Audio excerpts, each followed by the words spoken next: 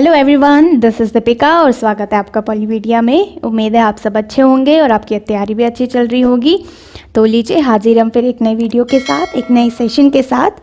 तो आज के सेशन में हम डिस्कस करने वाले नॉन अलाइन मूवमेंट घुटनों आंदोलन के बारे में। इससे पहले भी हम काफ़ी टॉपिक्स जो हैं वो हम डिस्कस कर चुके हैं, जैसे cold war, first world war, second world war, bipolar system के बारे में, मतलब कैसे इसकी शुरुआत हुई, क्या सारी बातें हैं। तो वो सेशंस अगर आपने अभी तक नहीं देखे हैं वो भी देख लेना। और आज का टॉपिक हमारा रहेगा नॉन अलाइन मूवमेंट घुटनों आंदोलन। आज का सेशन भाई स्क्रीन पर देख के घबराना मत, काफ़ी कुछ है आज के सेशन में। सारी चीज़ें एक ही सेशन में इंक्लूड करने की सोची है। नैम से रिलेटेड जितने भी क्वेश्चंस बनते हैं, कितने कितने मार्क्स के हैं, कैसे इसकी शुरुआत हुई, क्या उसकी मीनिंग है, डेफिनेशन है, फाउंडर्स जो लीडर्स हैं उनके बारे में, और फीचर्स, प्रिंसिपल्स, ये सारी चीज़ें एक ही सेशंस में इंक्लूड करने की कोशिश की गई है। ठीक है, सारी चीज़ें करंट में क्या रिलेवेंसी उसकी बनती है। और हाँ, सेशन के एंड में टॉपिक से रिलेटेड कुछ इंपॉर्टेंट क्वेश्चंस भी रखे गए हैं। आपके कितने सही होते हैं वो आप हमें कमेंट सेक्शन में बताएं। तो चलिए स्टार्ट करते हैं। About NAM. नैम का पूरा नाम है नॉन अलाइन मूवमेंट, जिसे हिंदी में घुटनों आंदोलन भी कहते हैं। और ये बेसिकली कोल्ड वॉर के टाइम पीरियड में जो न्यू इंडिपेंडेंट कंट्रीज़ थी, जो डेवलपिंग कंट्रीज़ थी, उनको रिप्रेजेंट करने के लिए ये ग्रुप मतलब स्टार्ट किया गया था। ठीक है, और करंट में इसमें 120 कंट्रीज़ हैं। और इंटरनेशनल लेवल की अगर हम बात करें तो यूएन के बाद, यूनाइटेड नेशन जो है, संयुक्त राष्ट्र संघ जो है, उसके बाद दूसरे नंबर पे सबसे बड़ा एक इंटरनेशनल ऑर्गेनाइजेशन के तौर पे मतलब आप कह सकते हैं कि है। और वर्ल्ड की ऑलमोस्ट जो पॉपुलेशन है, 55% जो पॉपुलेशन है, उसे ये कवर करता है। और करंट में इसके जो हेड है वो है यहाँ पे इल्हाम अलीयेव, जो कि 31st जो लीडर है वो है। ठीक है, 31st हेड है, मतलब 31वें हेड है, ये प्रेसिडेंट है नैम के, इल्हाम अलीयेव। और ये हैं अज़रबैजान के। अज़रबैजान एक कंट्री है और ये 2019 में नैम के मतलब हेड बने थे। 2019 से 2022 तक इनका सेशन रहेगा। और इनसे पहले जो थे हेड जो थे निकोलस माडुरो थे, और ये थे वेनेजुएला से। और फर्स्ट जो थे हमारे वो थे जोसेफ ब्रॉस टीटो। जोसेफ ब्रॉस टीटो आगे आप डिस्कस भी करेंगे क्या है उनके बारे में, कहाँ से बिलोंग करते हैं, कहाँ से रिलेटेड करते हैं। 1 मार्क्स का क्वेश्चन ये पूछ भी लिया जाता है जनरली कि जोसेफ ब्रॉस टीटो कौन सी कंट्री से बिलोंग करते हैं।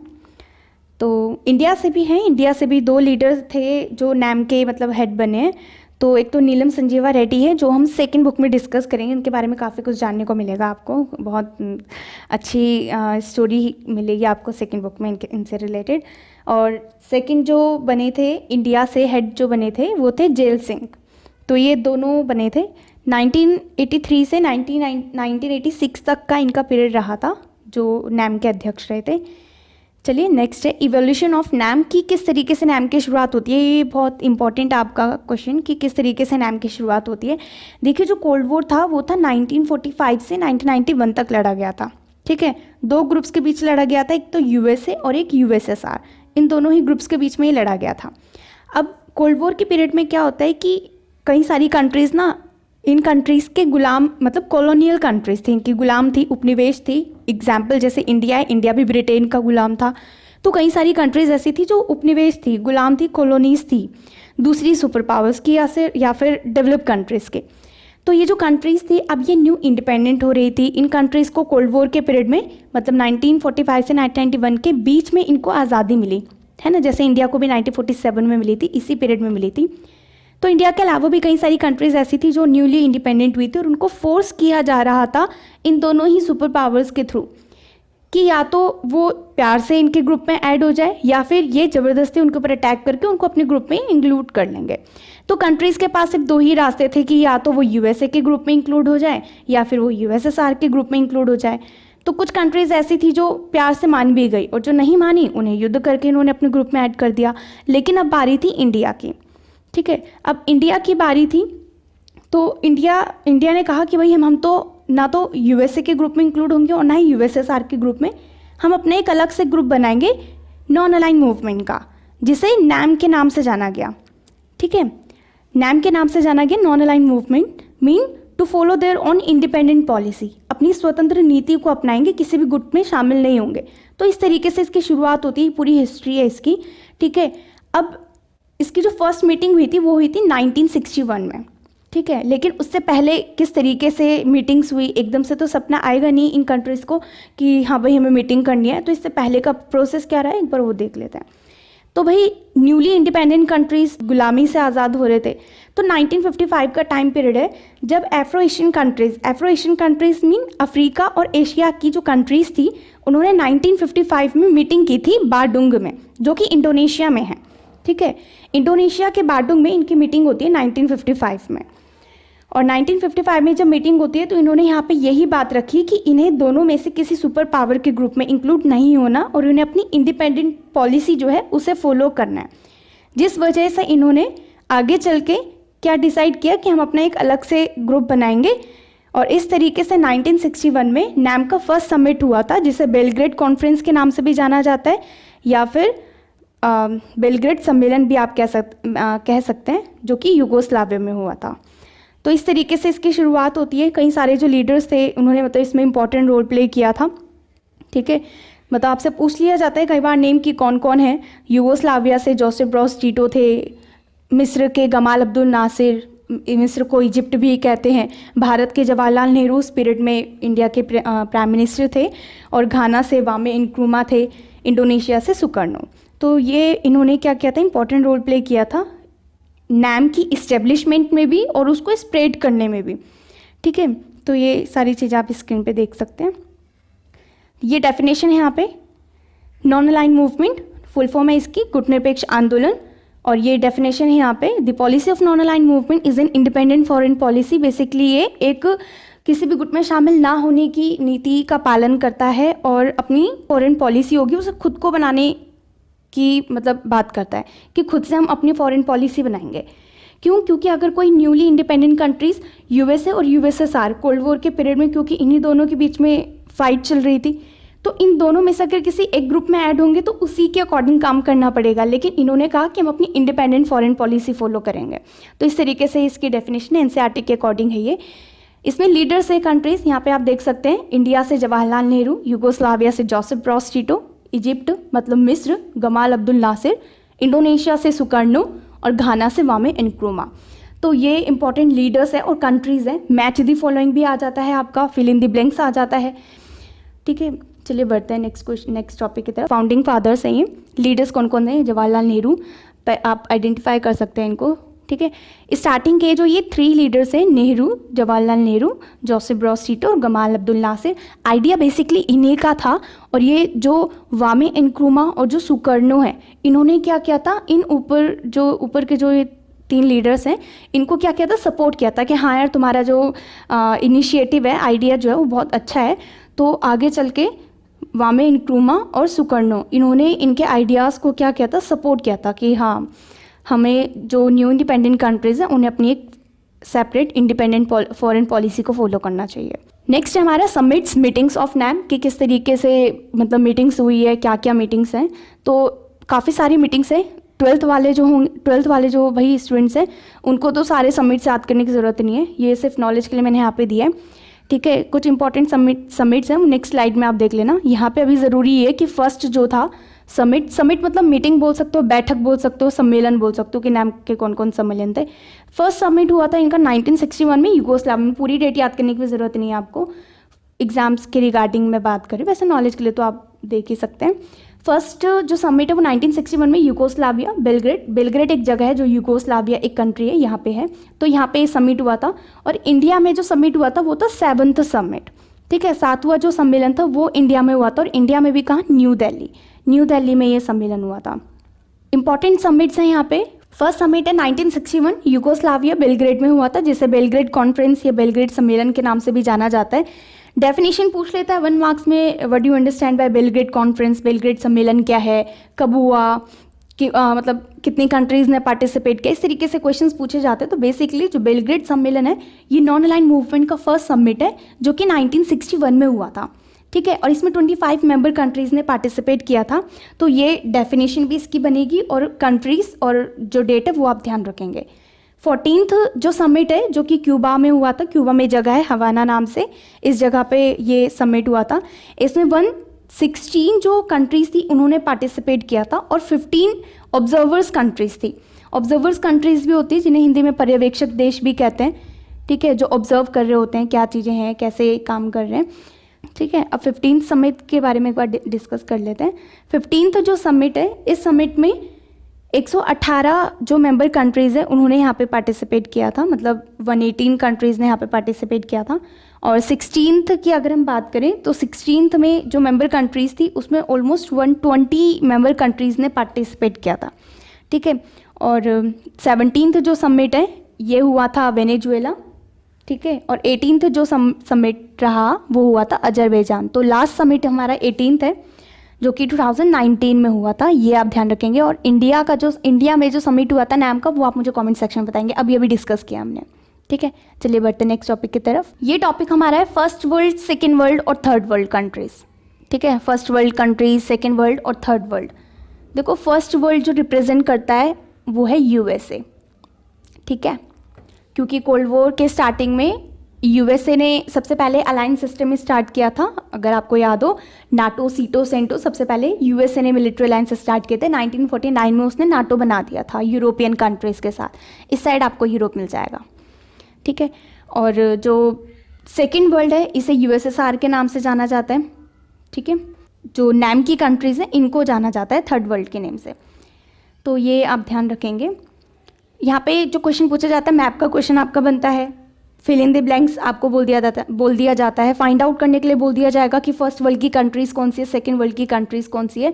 तो भाई येलो कलर में जो कंट्रीज़ हैं ये कंट्रीज़ रिप्रेजेंट कर रही है टू दी कैपिटलिस्ट ग्रुप। जो यूएसए के कैपिटलिस्ट ग्रुप थे वो कंट्रीज़ जिन्होंने अमेरिका और उसकी आइडियोलॉजी जो कि कैपिटलिस्ट थी, पूंजीवादी थी, उसको सपोर्ट किया था, ठीक है। और उसको अडॉप्ट भी किया था। उसी तरीके से वो कंट्रीज़ भी अपने सिस्टम को रन कर रहे थे।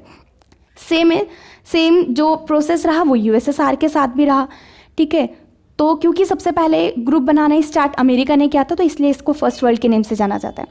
सेकंड यहाँ पे है यूएसएसआर, सेकेंड वर्ल्ड यूएसएसआर की कंट्रीज़ को जाना जाता है। रेड कलर में जो कंट्रीज़ आपको ये दिख रही होगी ये सारी कंट्रीज़ हमारी सेकेंड वर्ल्ड जो वो कंट्रीज़ है जिसने यूएसएसआर और यूएसएसआर की आइडियोलॉजी जो कि कम्युनिस्ट आइडियोलॉजी थी, सोशलिस्ट भी थी काफ़ी हद तक, सोशलिस्ट और कम्युनिस्ट आइडियोलॉजी को इन्होंने सपोर्ट किया था और उसी तरीके से अपनी इकोनॉमी को इन्होंने रन भी किया था। तो इन कंट्रीज़ को कहा जाता है सेकेंड वर्ल्ड के नेम से इनको जाना जाता है जिन्होंने यूएसएसआर को सपोर्ट किया था।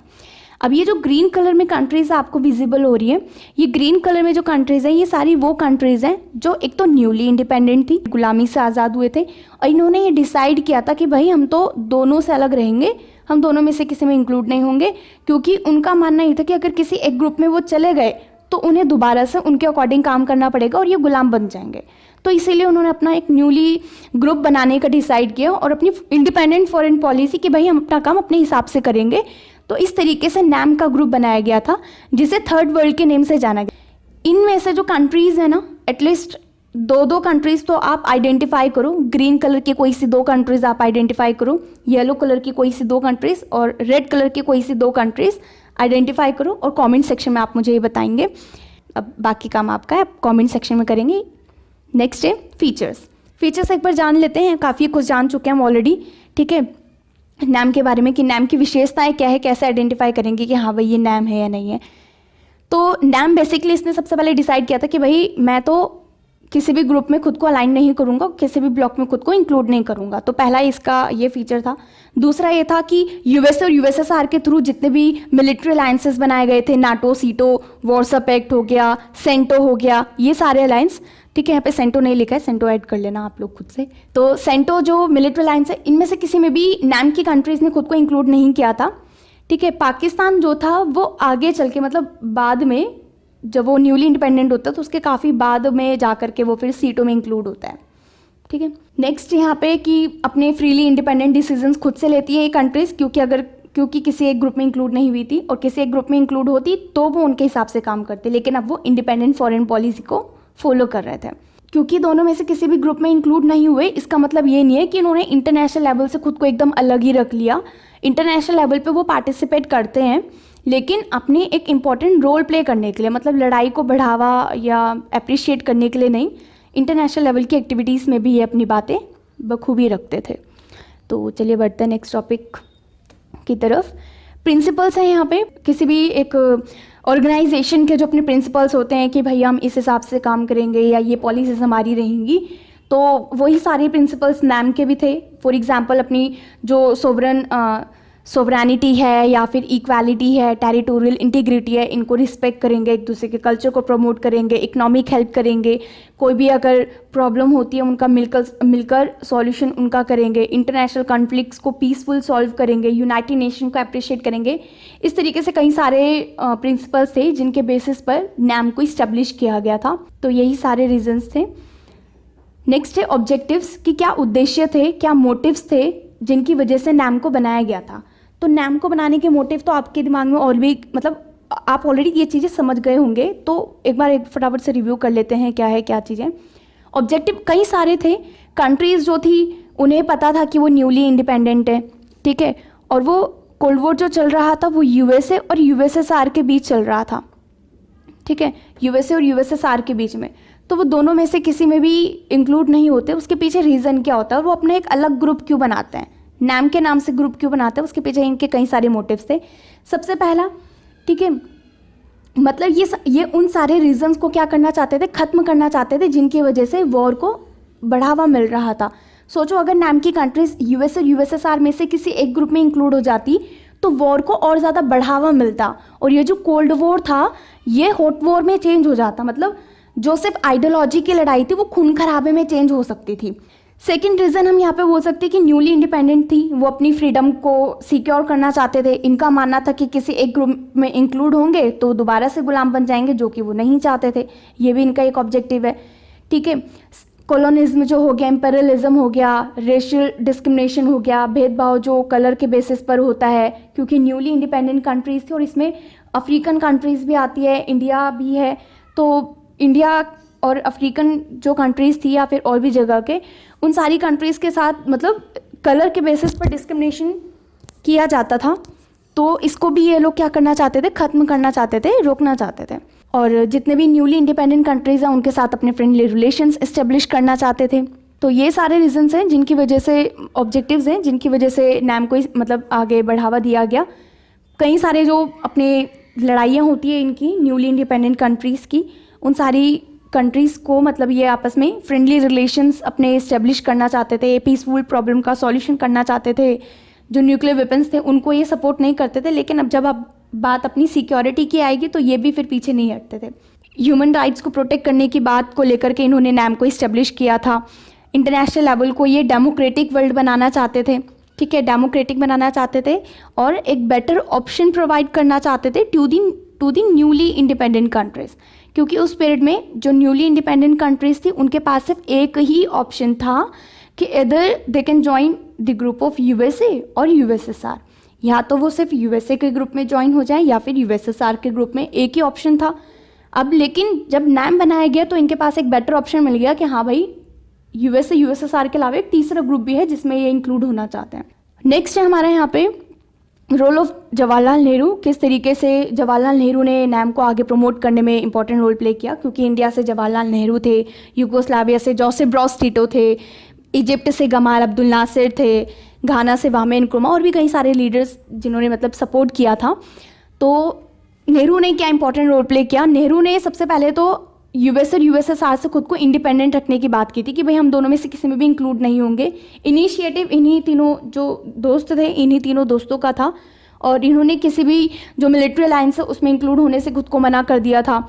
बाडुंग कॉन्फ्रेंस जो हुआ था 1955 में हुआ था, और इससे पहले पंचशील एग्रीमेंट हुआ था हमारा चाइना के साथ 1954।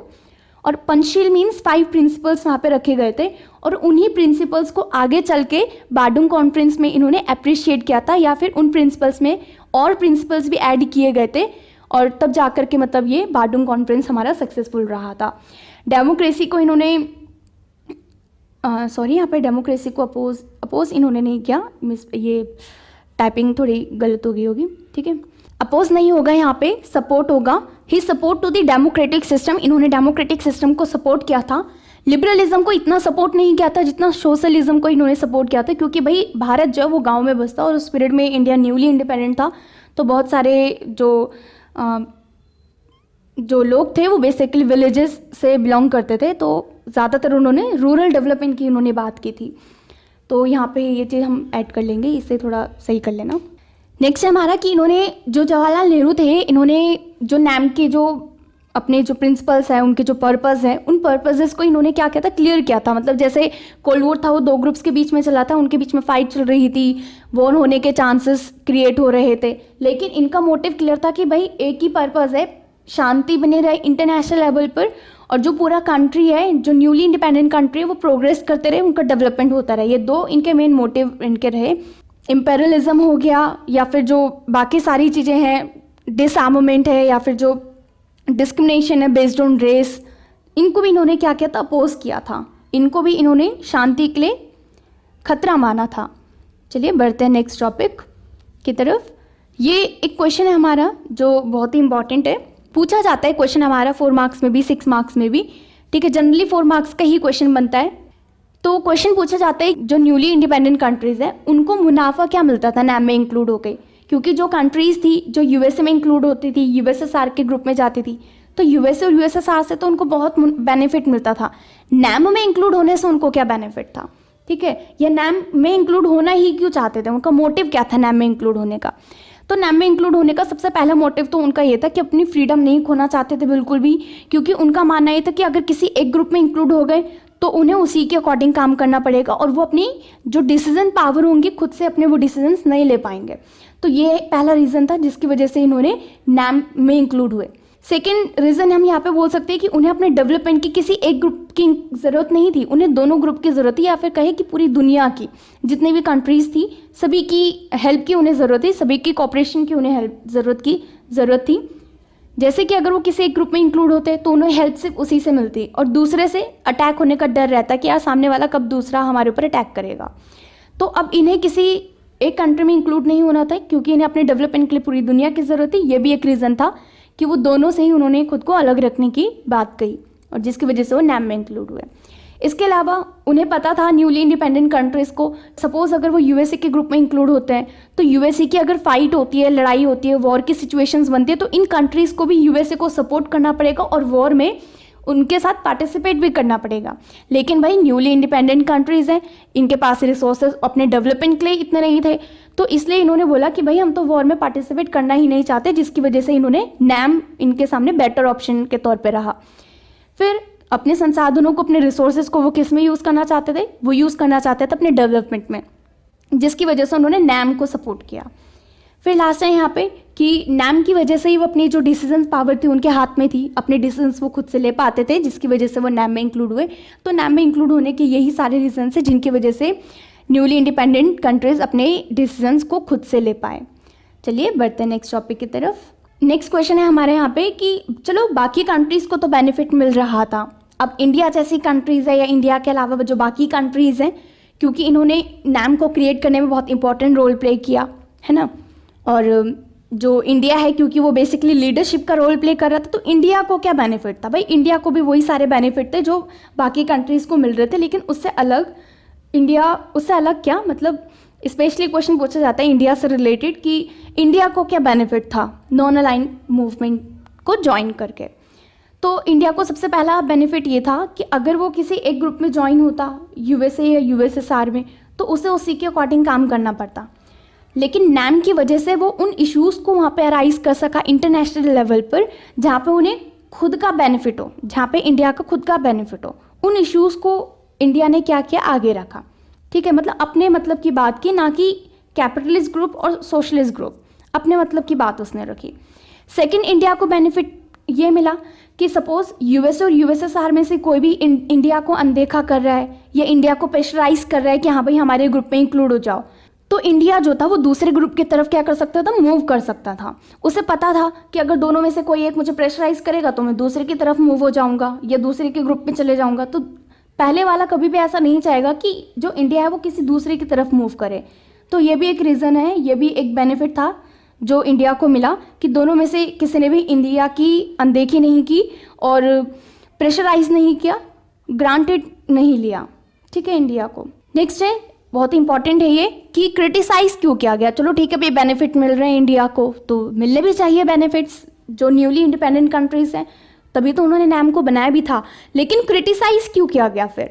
इंडिया की जो नॉन अलाइन मूवमेंट की पॉलिसी उन्हें कई बेसिस पर क्रिटिसाइज किया गया। तो सबसे पहले तो अनप्रिंसिपल बोल दिया गया कि नैम का अपना कोई प्रिंसिपल ही नहीं है, ठीक है। एक तरफ नैम कहता है कि दोनों ग्रुप से अलग रहना है, ठीक है, और जो न्यूली इंडिपेंडेंट कंट्रीज है सबको साथ लेके चलना है। तो इस तरीके से तो हम यहाँ पे बनता है। लेकिन इंडिया जो था उसे कई बार ये क्रिटिसाइज कर दिया जाता है कि इंडिया ना जब बात अपनी आती है तो सबसे आगे आ जाएगा, लेकिन जब बात सबकी आती है या फिर किसी दूसरे मेंबर की आती है तो वो स्ट्रिक्ट एक्शंस नहीं ले पाता या उतनी स्ट्रिक्टली बातें अपनी इंटरनेशनल लेवल पे नहीं रख पाता।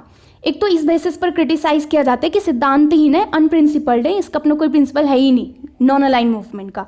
इंडिया के हिसाब से चलता है, इंडिया को लगेगा तो वो बात रखेगा और नहीं लगेगा तो नहीं रखेगा। इस बेसिस पर इंडिया को क्रिटिसाइज किया जाता है, ठीक है। सेकंड, क्रिटिसाइज किया जाता है इंडिया की पॉलिसी को कि इनकंसिस्टेंसी इंडिया की मतलब यहाँ पे बनी रहती है, असंगतता बनी रहती है कि एक तरफ तो इंडिया बोलता है कि दोनों में से किसी ग्रुप में इंक्लूड नहीं होना, ठीक है, दोनों में से किसी ग्रुप में इंक्लूड नहीं होना, ना ही यूएसए और ना ही यूएसएसआर, दोनों में से किसी ग्रुप में इंक्लूड नहीं होना। तो लेकिन इंडिया ने क्या किया था, 1971 में यूएसएसआर के साथ फ्रेंडशिप ट्रीटी कर ली थी 20 ईयर की, ठीक है, जिसकी वजह से इंडिया को बोला जाता है कि अच्छा खुद तो बोलता है कि दोनों में से किसी में इंक्लूड नहीं होना, और वहीं जब अपनी बात आई तो यूएसएसआर के साथ उसने फ्रेंडशिप कर ली। तो इंडिया ने भी फिर अपने सपोर्ट में बात रखी कि यूएसएसआर के साथ फ्रेंडशिप ट्रीटी करने का मतलब ये नहीं है कि मेरी दुश्मनी अमेरिका के साथ हो गई या फिर ये ट्रीटी मुझे अमेरिका या अमेरिका के जो सपोर्टर कंट्रीज़ हैं उनके साथ दोस्ती करने से रोकेगा, ऐसा यहाँ पे नहीं है। ये किस्सा आपको बताती हूँ 1971 का है क्या।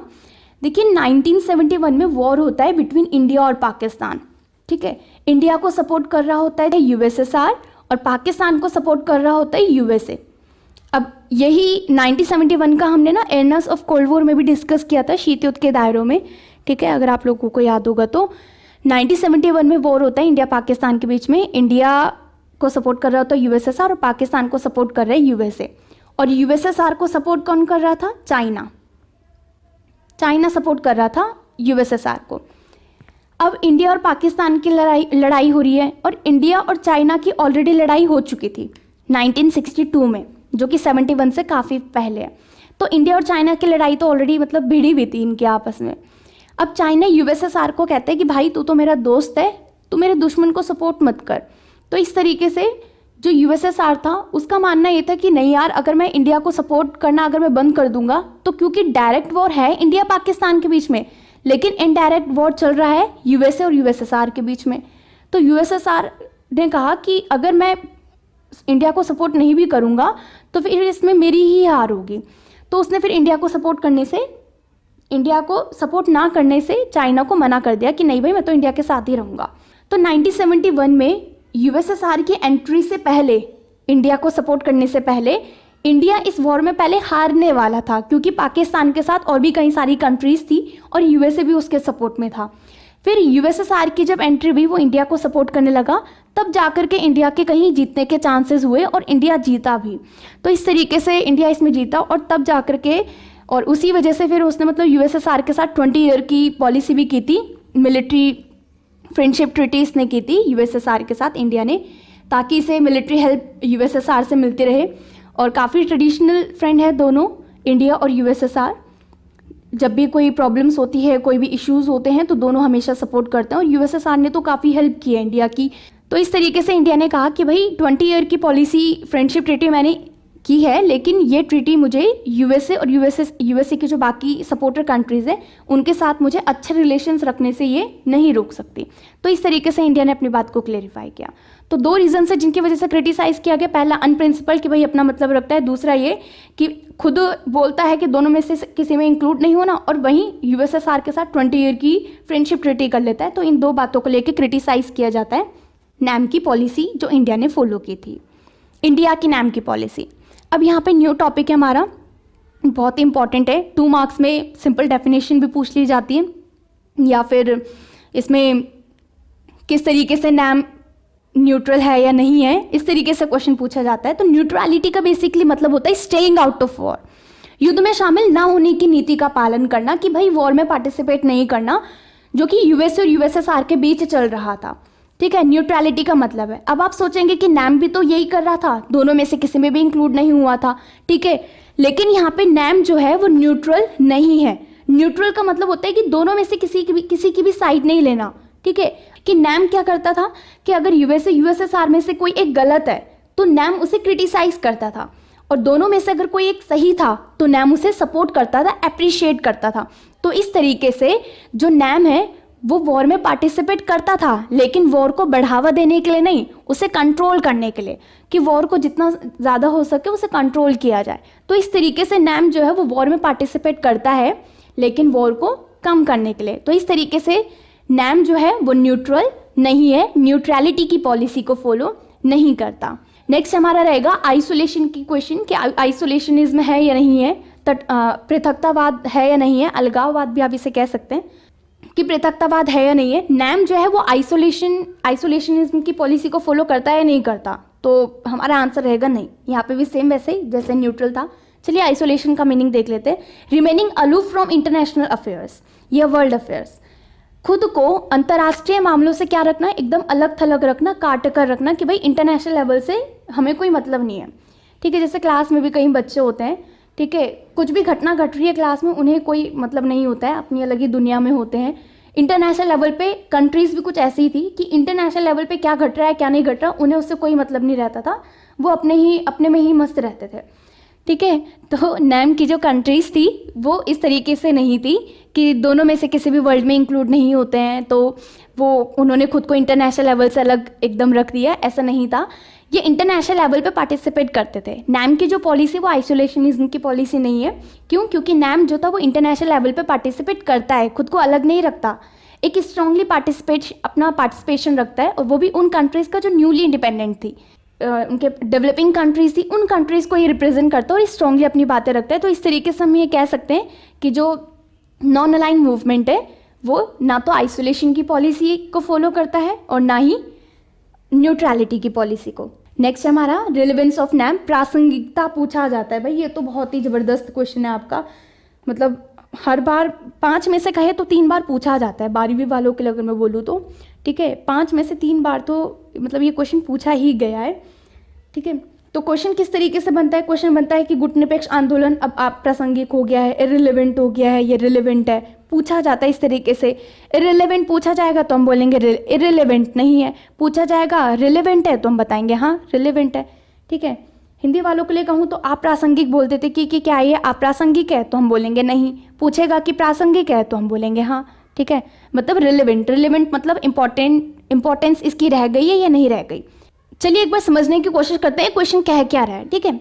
क्वेश्चन हमारा ये कि जैसे कोल्ड वॉर था वो 1945 से 1991 तक लड़ा गया था, ठीक है। 2 ग्रुप्स के बीच लड़ा गया था, यूएसए और यूएसएसआर, इन दोनों ग्रुप्स के बीच चला था मतलब। और यूएसए जो था इस वॉर में ये जीत गया था और यूएसएसआर इस वॉर में हार गया था। तो कितने ग्रुप बचे? एक जीता एक हारा, जीता हुआ तो एक ही बचा ना, यूएसए बचा। तो करंट टाइम पे जो 1991 के बाद की बात की जा रही है कि करंट टाइम में जो वर्ल्ड है वो बाइपोलर नहीं है, मतलब 2 लीडर्स नहीं है, एक ही लीडर है।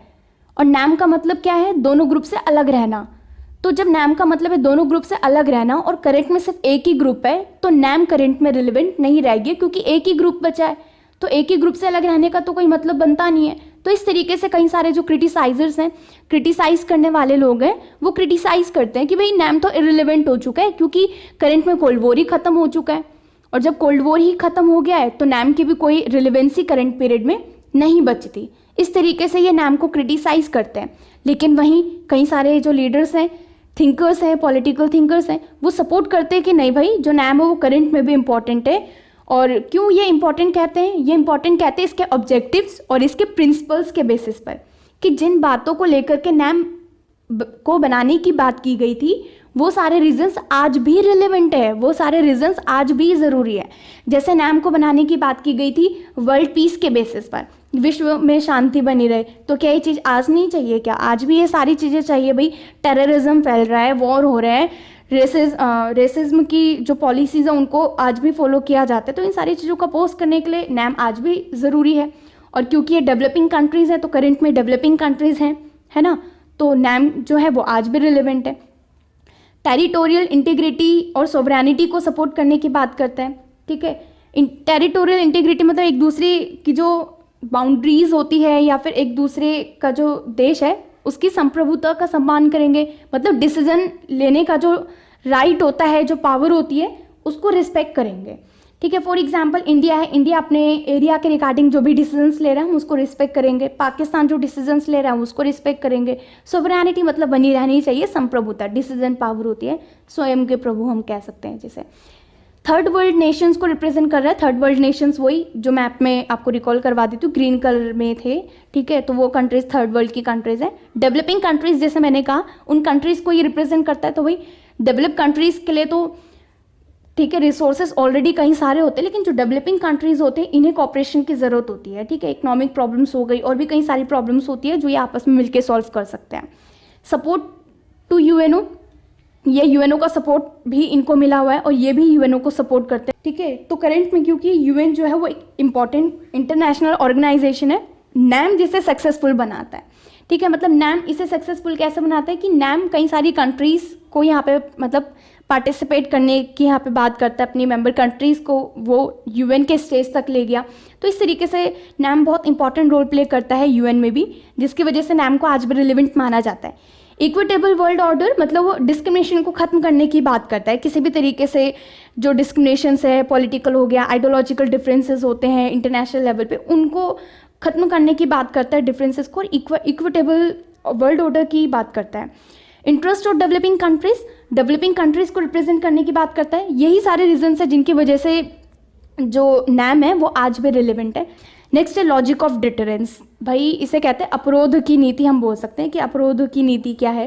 अपरोध की नीति होती है, सपोज ए ग्रुप है और बी ग्रुप है, ठीक है, दोनों ही ग्रुप को पता है कि भाई ए को भी पता है कि बी वाला मुझे ख़त्म करने में कैपेबल है और बी को भी पता है कि ए मुझे ख़त्म करने में कैपेबल है।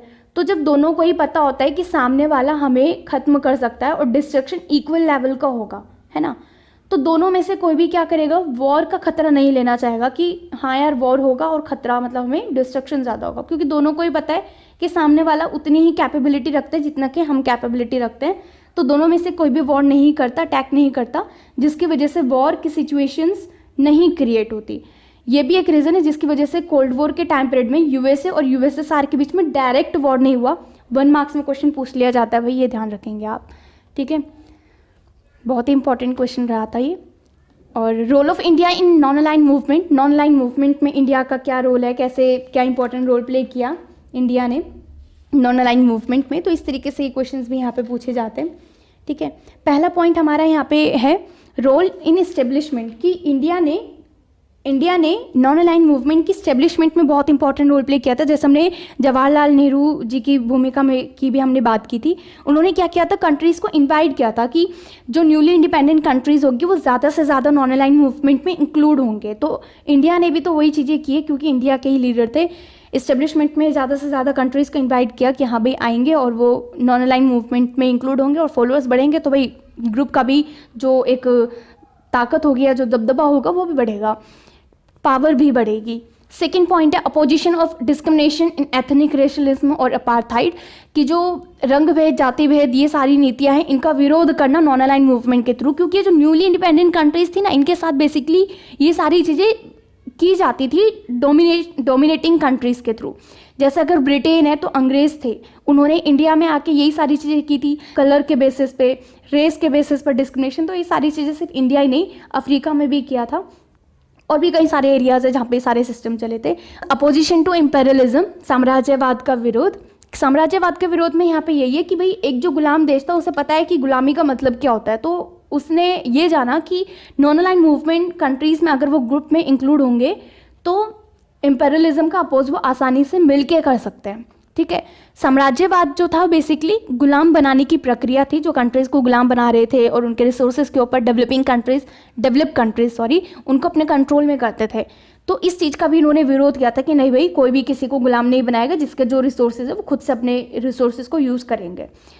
फोर्थ पॉइंट यहाँ पे demand of new international economy. New international economy की बात इन्होंने की थी, ग्लोबल वर्ल्ड की बात की इन्होंने की थी, इंटरनेशनल लेवल पे जो इकोनॉमिक ऑर्गेनाइजेशंस हैं उसमें इन कंट्रीज़ के पार्टिसिपेशन की बात की थी कि भाई इनको भी मौका मिलना चाहिए अपनी बात रखने के लिए, क्योंकि जनरली इंटरनेशनल ऑर्गेनाइजेशंस के थ्रू जो पॉलिसीज़ बनाई जाती थी उसमें डेवलप कंट्रीज़ होती थी और वो पॉलिसीज़ डेवलप कंट्रीज़ के अकॉर्डिंग बनती थी। अब इन्होंने ये डिमांड रखी न्यूली इंडिपेंडेंट कंट्रीज़ ने कि भाई इनको भी वहाँ पे अपना पार्टिसिपेशन करने का मौका मिले, ताकि जो पॉलिसीज़ हैं वो ना सिर्फ डेवलप कंट्रीज़ के बल्कि डेवलपिंग कंट्रीज़ के अकॉर्डिंग भी बने। तो ये रीज़न था जिसकी वजह से उन्होंने न्यू वर्ल्ड ऑर्डर की उन्होंने बात की थी, इंटरनेशनल इकोनॉमी की बात की थी। नेक्स्ट है टू प्रमोट म्यूचुअल कॉपरेशन, कि जो भाई इंडिया ने बहुत इंपॉर्टेंट रोल प्ले किया था म्यूचुअल कॉपरेशन को बढ़ावा देने में, और इंडिया जितनी भी सारी न्यूली इंडिपेंडेंट कंट्रीज़ थी उन सभी को ना इंडिया ने सपोर्ट किया था और हेल्प भी करता अपनी नेबरिंग कंट्रीज़ का। ठीक है, एक स्ट्रॉन्ग लीडर के तौर पे इंडिया अराइज हुआ। चलिए बढ़ते हैं नेक्स्ट टॉपिक की तरफ। टॉपिक से रिलेटेड कुछ क्वेश्चंस हैं, चलिए ये भी सॉल्व कर लेते हैं। Let's solve some questions, topic से रिलेटेड हैं, आप बताइएगा आपके कितने सही होते हैं। पहला क्वेश्चन है हमारा, which among the following statements does not reflect the objectives of NAM. निम्न में से कौन सा कथन नैम के उद्देश्यों को नहीं दर्शाता, हमें बताना है नहीं। तो जैसा हमने पहले भी बताया था कि भाई जब भी नहीं की बात हो ना तो इसे पहले ही अंडरलाइन कर लो आप लोग, तो बड़ी दिक्कत हो जाती है आगे, नहीं तो हम गलत ऑप्शन टिक करके आ जाते हैं। और ये भी होता है कि चारों ऑप्शंस रीड करने होते हैं, ठीक है, चारों ही ऑप्शंस आप रीड करिएगा। पहला ऑप्शन हमारा enabling newly decolonised countries to pursue independent policy, उपनिवेशों से मुक्त हुए देशों को स्वतंत्र नीति अपनाने में सक्षम करना, कि बेसिकली जो न्यूली इंडिपेंडेंट कंट्रीज थी अपने डिसीजंस वो खुद से ले पाए या नहीं ले पाए। क्या ये रिप्रेजेंट करता है नैम की पॉलिसी को? ये तो करता ही है। चलिए नेक्स्ट है B, not to joining any military alliances, किसी मिलिट्री अलायंसेस में शामिल नहीं होना, सैन्य गठबंधन में शामिल नहीं होना, ये भी इसका फीचर है ही, हमें ढूंढना है जो नहीं है ना। थर्ड ऑप्शन है हमारा, following a policy of neutrality on global issues, वैश्विक मुद्दों पर तटस्थता की नीति का पालन करना। हमने डिस्कस किया था ना अभी आज के टॉपिक में कि नैम की पॉलिसी जो है वो न्यूट्रल नहीं है, ठीक है, न्यूट्रलिटी की पॉलिसी को फॉलो नहीं करता। क्यों? क्योंकि न्यूट्रलिटी का मतलब होता है स्टेइंग आउट ऑफ वॉर, युद्ध की नीति में शामिल न होना, युद्ध से खुद को अलग रखना। लेकिन जो नैम है वो वॉर में क्या करता है, पार्टिसिपेट करता है, बढ़ावा देने के लिए नहीं बल्कि वॉर को कम करने के लिए, ठीक है। और फोर्थ ऑप्शन है हमारे यहाँ पे, वैश्विक आर्थिक असमानता की समाप्ति पर ध्यान केंद्रित करना, elimination of global economic inequalities, तो इनइक्वालिटीज़ को भी खत्म करने की बात करता है। तो फर्स्ट का सही आंसर हमारा होगा सी, क्योंकि जो थर्ड ऑप्शन है वो नैम की जो फीचर है उसे रिप्रेजेंट नहीं कर रहा, उसे रिफ्लेक्ट नहीं कर रहा। सेकेंड क्वेश्चन है हमारा यहाँ पे, Marshal Tito was the president of, कौन सी कंट्री के ये प्रेसिडेंट है, ठीक है। मार्शल टीटो डैश के राष्ट्रपति थे, कहाँ के हैं ये, कहाँ के नहीं है। मार्शल टीटो प्रेसिडेंट है हमारे यूगोस्लाविया के, तो सेकंड का सही आंसर होगा बी, यूगोस्लाविया के जोसेफ ब्रोज टीटो, उन्हीं के लिए यहाँ पे मार्शल टीटो वर्ड यूज किया गया है। थर्ड क्वेश्चन है हमारा, the first non aligned conference was held in 1961 in dash, मतलब कौन सी जगह पे हुआ था, प्रथम गुटनिरपेक्ष सम्मेलन 1961 में कौन सी जगह हुआ था। थर्ड का सही ऑप्शन है हमारा यूगोस्लाविया, सेम। क्यों? क्योंकि यूगोस्लाविया के बेलग्रेड में नॉन अलाइंड मूवमेंट का फर्स्ट समिट हुआ था 1961 में, जिसमें 25 कंट्रीज़ ने क्या किया था, पार्टिसिपेट किया था। तो ये आप ध्यान रखेंगे, बहुत ही इंपॉर्टेंट क्वेश्चंस ये पूछे जाते हैं, फिल इन द ब्लैंक्स में भी, मैच द फॉलोइंग में भी इस तरीके से क्वेश्चंस पूछ लिए जाते हैं आपसे। नेक्स्ट है which of the following, fourth question है हमारा, which of the following countries is related to NAM, कौन सा कंट्री नैम से रिलेटेड है। तो भाई ग्रीन कलर की जो कंट्रीज है वहाँ पे इनको आप आइडेंटिफाई करेंगे और आपको मैं आंसर बता देती हूँ। फोर्थ का सही आंसर हमारा होगा D, fourth point, all of the above. क्यों? क्योंकि श्रीलंका, नाइजीरिया और इंडिया ये तीनों ही न्यूली इंडिपेंडेंट कंट्रीज थे और इन्होंने नैम को इंक्लूड किया था, नैम में मतलब ये ज्वाइन हुए थे। चलिए बढ़ते हैं नेक्स्ट और लास्ट क्वेश्चन की तरफ, मैच द फॉलोइंग। ये तो आप मुझे भाई कमेंट सेक्शन बताएंगे फटाफट से, ये आप मुझे कमेंट करके बताएं। आज के सेशन के लिए इतना ही, उम्मीद है आपको ये सेशन पसंद आया होगा और काफ़ी लंबा चल गया वैसे तो ये सेशन, ठीक है। सेशन अगर पसंद आए तो अपने जो फ्रेंड्स हैं उनको शेयर कर देना, लाइक कर देना, और चैनल पर अगर पहली बार आए हो तो यार सब्सक्राइब कर देना। कई सारे बच्चे मतलब बोलते भी हैं कि दी वीडियोस का अपडेट नहीं मिल पाता, तो सब्सक्राइब के बगल में जो बेल आइकन है उससे आप क्लिक कर देंगे तो ऑल पे जाकर आप क्लिक कर देना, ठीक है। वहाँ पे अगर आप क्लिक कर देंगे तो आपको नोटिफिकेशन सारी अपडेट आपको मिलती जाएगी। चलिए खुश रहिए, सुरक्षित रहिए, घर पर रहिए, धन्यवाद।